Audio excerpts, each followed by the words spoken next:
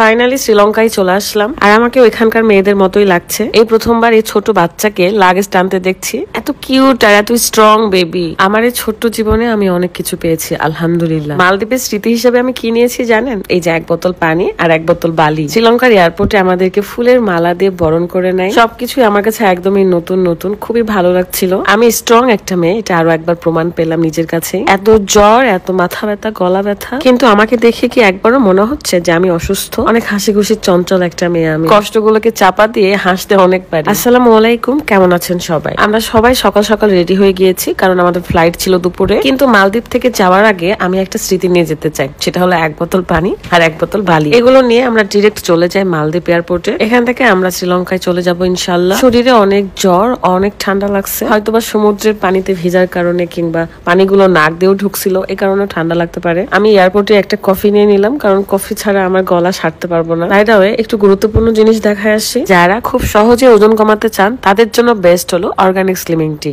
আমি তো বিদেশেও নিয়ে চলে এসেছি, কারণ এটা আমার ওজন কমানোর একমাত্র ভরসা। এত কিছু বাইরে খাওয়া পরে যে এই চাটাই আমাকে কন্ট্রোলে রাখে। বানানো অনেক ইজি। ফুটন্ত পানিতে 1 চামচের মতন চা দিয়ে 3-4 মিনিট ফুটিয়ে নিলেই হয়ে যায়। ইউনিক কালেকশন ফেসবুক পেজ থেকে আপনারা এই চাটা পেয়ে যাচ্ছেন। পেজটা ভিডিওর ডিসক্রিপশনে দেওয়া আছে। 15+ বয়সের সব ধরনের ছেলেমেয়েরাই খেতে পারবে, এমনকি যাদের থাইরয়েড, ডায়াবেটিক্স আছে তারাও খেতে পারবে। চিনি আর মিষ্টি জাতীয় খাবার থেকে দূরে থাকবেন, তাহলে 1 মাসে 5 কেজি ওজন কমাতে পারবেন। আমি ক্যাপের অনেক ফ্যান হয়ে গিয়েছি। ক্যাপ পরলে একটা অন্যরকম সুন্দর লাগে আমার কাছে। এই ব্ল্যাক ক্যাপটা আমি $16 দিয়ে নিয়েছিলাম। আপনাদের কাছে কেমন লাগছে অবশ্যই জানাবেন। ইন্টারন্যাশনাল ট্যুরে অনেক ধরনের রুলস থাকে এয়ারপোর্টে, চেকিং, ইমিগ্রেশন থেকে শুরু করে আরো অনেক কিছু। সো এগুলো কমপ্লিট করতে করতে আমাদের অনেক সময় লাগে। এই কারণে ফ্লাইটের অন্তত 2 থেকে 3 ঘন্টা আগে যাওয়ার চেষ্টা করি। ভাইরে ভাই, শ্রীলঙ্কার এয়ারপোর্টে এমন কিছু নাই যে পাওয়া যায় না। এত সুন্দর বাটারফ্লাই একটা পারফিউম, দেখেই ভালো লাগছিল। যদিও বা আগেও দেখিয়েছিলাম যখন বাংলাদেশ থেকে শ্রীলঙ্কার এয়ারপোর্টে নামি মালদ্বীপ যাওয়ার সময়। এয়ারপোর্টের ভেতরে আপনি সবকিছুই পেয়ে যাবেন, এন্ড অনেক বেশি দাম প্রত্যেকটার। আমার অনেক কিছু নিতে ইচ্ছা করছিল, বাট হিউজ দাম, এই জন্য আমি নেই নাই। এই ডিভাইস গুলো অনেক ভালো, একদমই অরিজিনাল।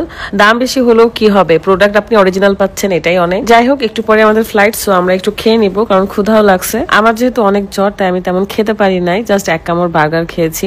এই তো এখন চলে যাব বাসে করে বিমানের কাছে। 1-2 মাস যদি বিদেশে থাকা যায়, তাহলে অটোমেটিক্যালি আমরা সবাই স্লিম হয়ে যাব, কারণ না আছে তেলের খাবার, না আছে ফ্যাট জাতীয় খাবার, যেগুলো আমরা খেয়ে আসলে নিজেকে মোটা করি। তবে বিশ্বাস করেন, এই কয়েকদিনে একদমই তৃপ্তি সহকারে কিছু খেতে পারি নাই। গতবার তো আমরা বিমানে প্রথমে বসেছিলাম, প্রথম সিটের দিকে, তো মনিটর পেয়েছিলাম না, আজকে মনিটর পেয়েছি। বিমানে ওঠার পরে পুরো মালদ্বীপ এত সুন্দর করে দেখা যাচ্ছে।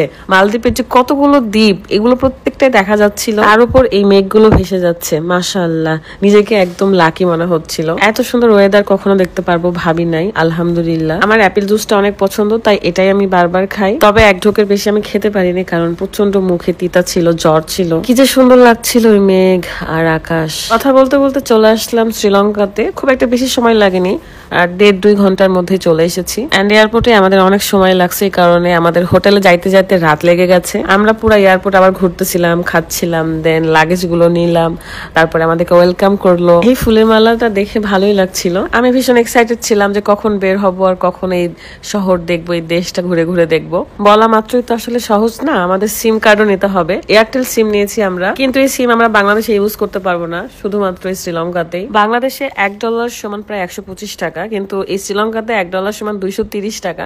কিন্তু জিনিসপত্রের দাম আবার অতিরিক্ত বেশি। যাই হোক, এই ছোট বাচ্চাটাকে হঠাৎ করে দেখি যে লাগেজ টেনে নিয়ে যাচ্ছে, এত কিউট লাগছিল, মাশাআল্লাহ। ওর সাথে কথা বলতে সুন্দর করে হাসতেছিল, আমার খুবই ভালো লাগছে। আমার রুকায়ের কথা মনে পড়তেছিল অনেক। আমার মেয়েটাও অনেক বেশি স্ট্রং, আর আমার মেয়েটার সাথে আমার প্রতিদিনই কথা হয়। আপনাদের যাদের মনে হয় যে বাবুকে ছেড়ে কিভাবে আনন্দ করছি এটা সেটা, বাবুকে দেখার জন্য সবাই আছে, সবাই আমার বাবুকে ভালোবাসে, বরং তার আসলে কষ্টই হইতো। ইনশাআল্লাহ নেক্সট ট্যুর গুলোতে ওরে তো দেখতে পাবেন। এই যে গ্রামবেল, এই হোটেলেই আমরা থাকবো। হোটেলটা বিশাল বড় এবং অনেক সুন্দর, 27 তলা আর কি এটা। রিসেপশনের সব কাজ শেষ করে আমরা খাওয়া দাওয়া করে এসে যে যার মতো রেস্ট নিই, কারণ অনেক বেশি টায়ার্ড। শ্রীলঙ্কার এই হোটেলের রুমগুলো অনেক বেশি সুন্দর, যদিও বা এই হোটেলের ভিডিও আমি আলাদাভাবে দিব। আপাতত টায়ার্ড লাগছে, ঘুমাতে হবে। আমাদের রুম থেকে একদম বিচটা সুন্দর করে দেখা যায়, দেখেন কত ভালো লাগতেছে। তবে একটা ব্যাপার দেখলাম, এখানকার পানিগুলো নীল না, কক্সবাজারের পানির মতো, তারপরও অনেক ভালো লাগছিল। যাই হোক, সবাই ভালো থাকবেন, সুস্থ থাকবেন, বিদায় নিচ্ছি আমি। দেখা যাবে নেক্সট ভিডিওতে। আল্লাহ হাফেজ।